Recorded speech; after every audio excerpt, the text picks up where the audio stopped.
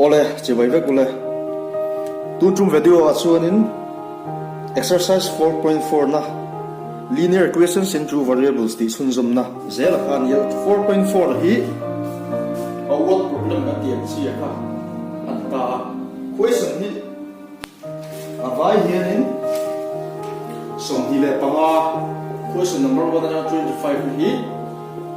word problem kan ti ho ang chi chi ka ni ya chuanin tam tak chuan har sa ka ti do thina a ong vi wa chan chu a khoi se na min zong ba po hriat chen no chuanin yes chan dan mai ta khan hriat har thina chiwa chuanin tu na kan chaw tur ra ga hi koi chun som bi pangai chu vai chuanin an chok man le to lo tu rai ngai tai la ama ro su engamo i question engamo sa ka chu chaw kan tu manga chu ta chuanin kan soi ma sak du chu a question hian enge min zo ti kha chiang ta kan va hriat kha ngai ni khalai kha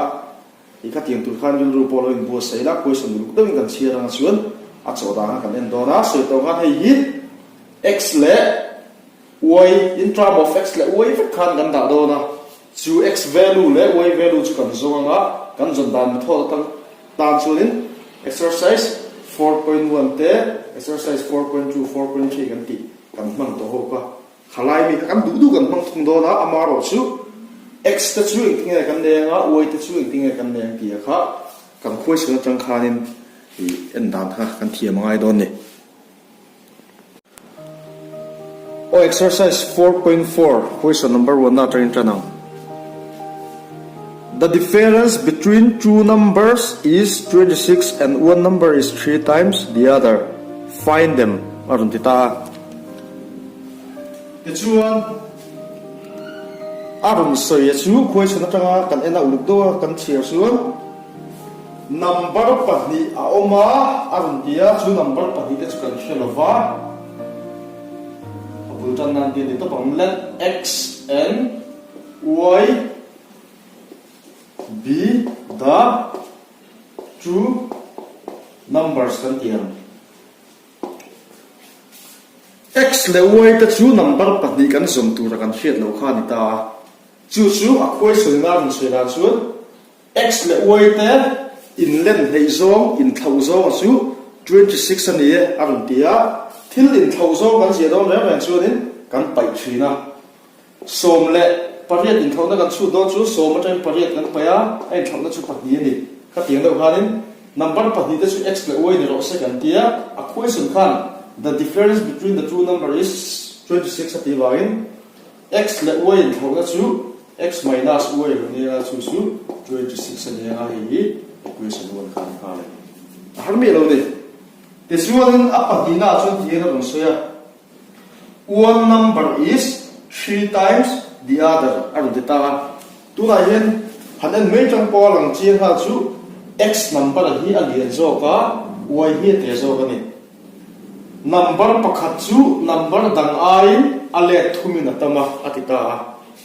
x chu alen zo chuanin y chuan x tur chuanin pathuma punti rangai ti na ni om je chu x chu y le thum ti na question na ron sei siam kan nei ta ni hi equation 2 kan tiang khi ta ka kan zam tur chu x le y kha ni ta ti chuanin he thili tulami ai chuan substitution method tha kan mang hal thia equation 2 hi equation 1 a hen da teila tu equation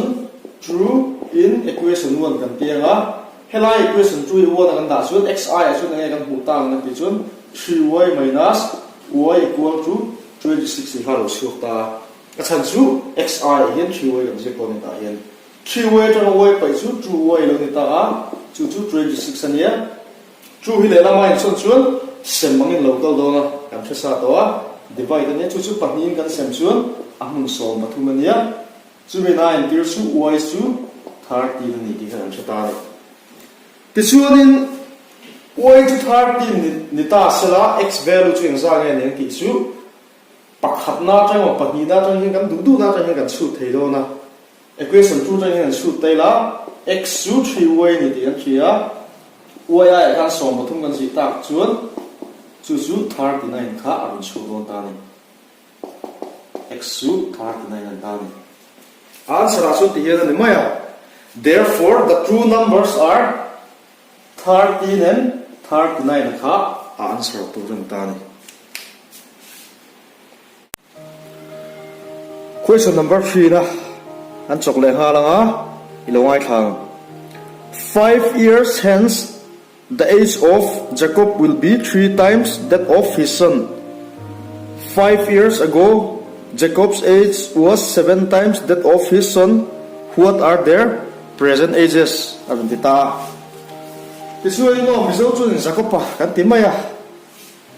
katizo han sei tamai la Jacob pale afapa khan omani Jacob and son ti han sa kong tun Jacob ti han mizo tun Jacob pa ti han maya tisuanin Jacob hi afapa ai hianin kumnga lo om le tura hianin akum hi ale thumina tam doni om jesu 5 years hence ti han ta 5 years hence ti su kumnga lo tu seina ni tisuan atira achina question number 1 na chong khat kan siang tu to lo menga Jacob akum hi x ni ro se kan tianga afapa kum hi y ni ro se kan tianga tisuan 5 years hence ni chuan kumnga lo om le tura chuanin Jacob akum chu tun kuma akum kha x ani chuanin kumnga bel chu x plus 5 kha Jacob pa kum kha ani don ta ni j estimate o tisuanin afapa kum po chu kumnga lo om le tura chuanin y plus 5 kha lo mai ta tisuan kumnga lo om tura chuan kumin thauna kha ron soita ti hian ron soita ni 5 years hence Jacob will be 3 times that of his son. Arta afapa ai hianin ale thumina kumbi tamzo don chuniam jesu x plus 5 hi apa kum khania afapa kum chu y plus 5 ania ale thuma tamzo don bain ai ka thuni ga tir la ta ni kita tang khianin linear equation pa ngai kha ru chu menga x plus 5 kan tianga pathum le y kun tir chu 3y nia kan no kun tira so banga su ka x minus 3y equal to so banga panga pa chu yen he tiang siam nan da chu kan thiam to ha ai hi equation 1 pa ta ni simple to cho han to me tai chu ti chuanin condition dang an sei le a chu 5 years hence the following ago ani to thungani kumma kal ta ka chuanin Jacob kum chu x plus 5 to following kumma kal ta chuanin kum chu x minus 5 ania a fak pa kum po hi y minus 5 han do ta ni ti chuanin an kum pa ni in thauda kha ru sei le ta kumma kal ta chuanin ai tiang ngan kum thai tho en na sinan 5 years ago Jacob age was 7 times that of his son tita kumnga kal ta ka chuan apa kum hi apa pa kum ai hianin alet sarin atam zo ka ti alet sarin chu pasaria kunti ra kha ni mai ta ki tiang chi che ke na pa ka siam ma kan siam ran le nga x minus 5 kan ti nga 7 le y kun ti chu 7 y ne nga pasari le pa chu som thu pa lu ta mai se te mo ta yen x ania 7y le la ma kan chu minus 7y lu ni nga thumma minus sin nom sa plus 5 le la ma kan son chuan minus 5 lo ni nga thumma tan chuan minus 30 alai siam ru chu thiam to ha ti chuan equation 1 la equation 2 linear equation in two variables ti ha kan nei le sia heta tang hian x value le y value ka kan song le mai don ni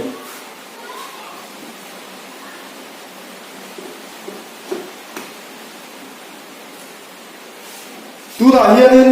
x ma number o ma hi ai nam chi chi won ve ve ma chu ga chuanin va ti dang lam va ka kha ngai lo va heta tang hi kan solve ma the ni hei minus sin kan ni tir ga kan pai don ni chu equation 1 train equation 2 ga ran pai le ga minus 7 lo ni kha plus a lo sang ga hi plus a lo sang ga a ru chuak tu chu hei le he kan se ga pasari tanga pathum kan pai chuanin pali ru chuak ga ai ziak mai na 4 y run chu ka nga som thum le som kan bel chu din som li run chu ka nga y chu 40 by 4 lo ni nga 10 years khan ta ni chu yam je chu a fa pa kum kha chu kumen sa ga ni kum so ma ni ta ni te chuan apa kum chu ke kan chu ta ni te chuan apa kum chu kan khia x and x value zo kha ni ma ya equation nu ta ngin zo chinang xi chun x kan tianga y I yin ten kan phong thei to 3 into 10 kan tianga equal to 10 lo nianga x nianga som thum nianga equal to 10 nianga x equal to som thum le lam kan som chu plus 30 lo changa som thum le som kan bel chuanin som li khan ta ni chuan a to pan sara kan je the da tu su therefore Jacob age is 40 years and his son age is 10 years tika kanan sartu ran ta ni question number 6 na kanen la 5 years ago A was thrice as old as B and 10 years later A shall be twice as old as B. What are the present age of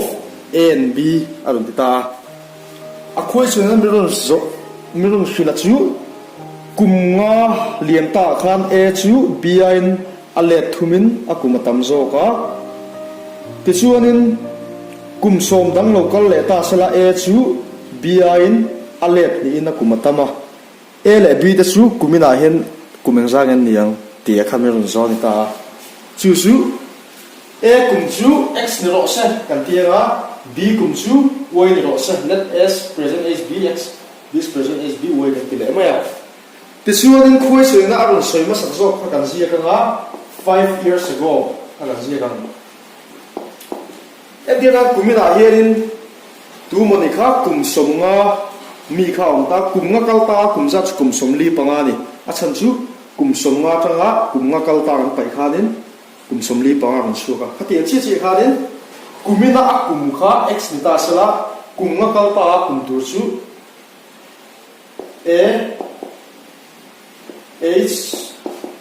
a chu kumina kum x ani so kum nga kal ta chun x minus 5 khanin maya khati chi chi khan b po chu a kum tur chu y minus 5 khan ta ni ti chu na question chu ne pinge no shil ta kan ti chun a chu b I herin alet thumin akum hi tam zo ka arun ti ta x minus 5 equal to 3 times of y minus 5 ti kha he hi question ne no sei da ne a is thrice s b a satita b kuma herin alet thumin tamani heta tang in question kan siam le x minus 5 kan tianga pathum le y kun tir chu 3y ne minus pathum le panga chu som panga ni ta x minus ne 3y ne minus 15 yalam kan sum plus 5 alu sanga chu minus 10 an ta equation nu na kan nei tak chu x minus 3y equal to minus 10 ti hi equation nu na tan kan ne ha kan da cha hriam ki ma chin chu har lova te suanin ahnuwa khanin kum som lo om le ta sala 10 years later aron ti ve de ta dei moya kum som huwa ve thung chuan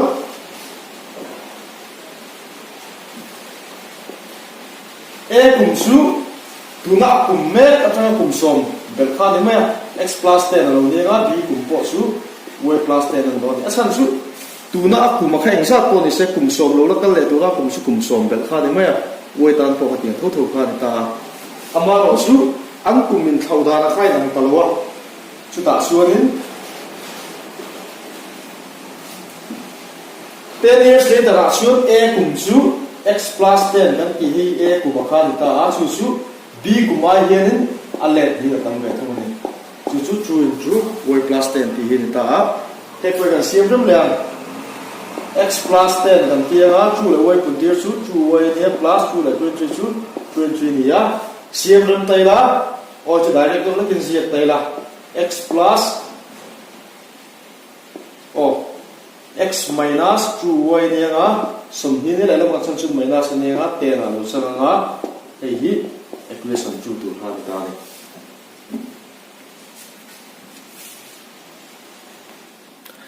tikhian in equation 1 le 2 kan nei takita tang he kan solve le ga he chu elimination method kan solve tamai la x bulami ha siam le mai to lo he chu class ma sa video ma sa te kan soi fi view to nga ria ai minus sai lo ne ga he plus sai lo ne ga he minus sai lo ne le ya tisuan x le x kan cancel ta 3 le plus 2 chu minus 2 chu do na ta hian minus 40 chu ka y chu minus le minus kan cancel chun 40 years kha y ta chu nan ta om se chu b kum chu b present a chu kum somli ni ta ni ti chun a kum chu kan song ve le a kum chu a ti chun x kha ne x song tur chun x minus 3y te khan 3 into 40 and t equal to minus 30 heta changa ma chu ni ti chun x minus and t pathum le pali chu som pan hi za som hi lo ni nga x equal to and t za som hi ai som chu plus ni nga minus 30 za som hi changa som thum pai chu som kuwa antani x value 90 kan musuk ka y 40 kan musuk ta ti chuanin answer a chun a present a chu 90 years anianga b present a chu 40 years an don ta ni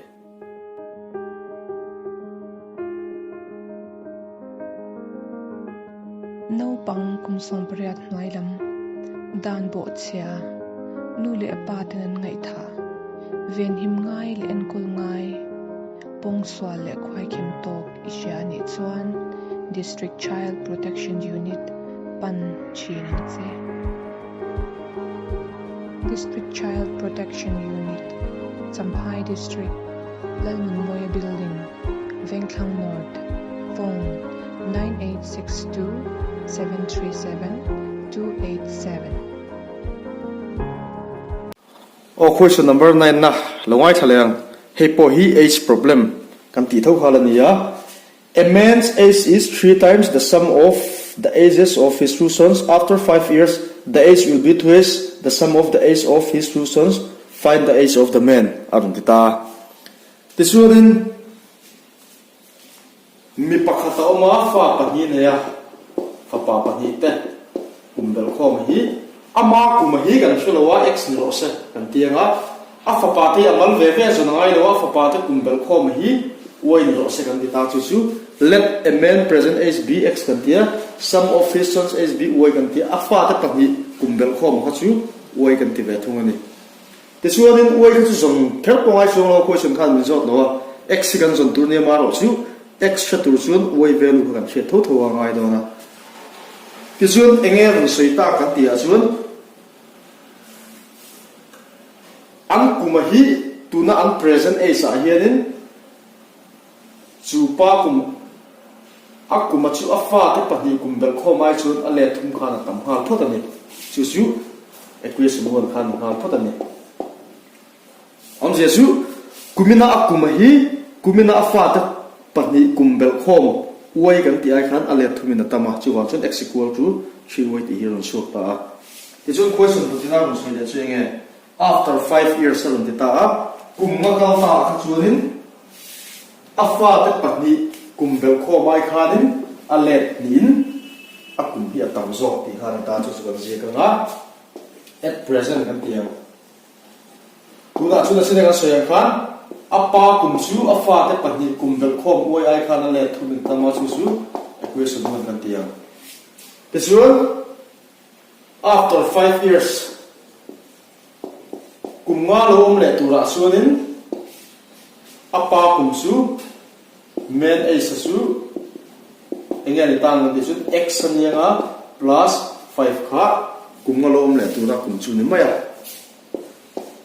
ka time thil dang nam tlem ron nom ve a chu sum of his sons age kha ni ta afa pa ta kum pa ni bel kho ma kha y ni tingan khia ma se kum nga lom le tura sun y plus 5 mut khani the to lowa achan chu y hi chu mi pa ni kum bel kho mani wang khan kum nga lom le tura sun panga mai ba ka panga dan dan beranga hi afa pa kha zo kum bel na ne hi pa kha zo kum bel na ne y plus 5 tia khan y plus 10 ina lung su don ta chu su afa te pani kum bel khom atanga lung su khani ta ni ti chun kumnga kalta an kumin thauda la lung se su chu pa kum x plus 5 asu afa te pani kum bel khom y plus 10 ai hian a let ni na tamar ti let ni ti su pania pum tir khan mai ta chita dan chon equation kan nei thei su o hetiang so dan chu dan thiam to a direct in kan ji khan x ania minus 2y ania 20 ania 20 tanga 5 pai su 15 ania ei hi equation 2 dan